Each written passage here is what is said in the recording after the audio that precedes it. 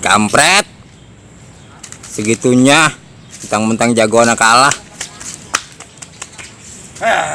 Yang namanya kalah mah di mana-mana kagak enak. Apalagi kalau kita berasa dicurangin. Perasaan kita pengen bejek-bejek aja dah. Ingat kagak lu dulu waktu Argentina lawan Inggris Piala Dunia? Iya. Argentina tuh curang. Maradona masukin pakai tangan.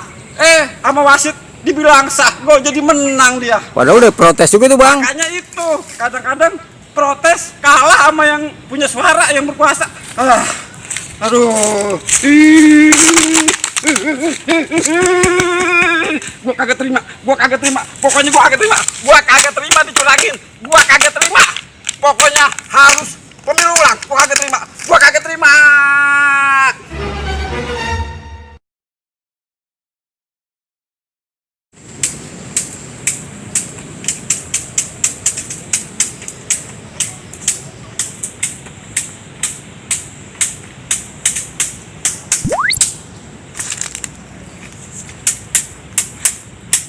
Cebong ya, jagoan menang Romana girang banget.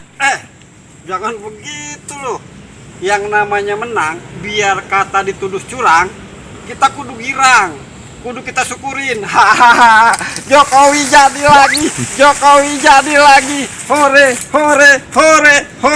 Jokowi jadi lagi. Jadi buat para cebong memang harus senang. Pak Jokowi teruslah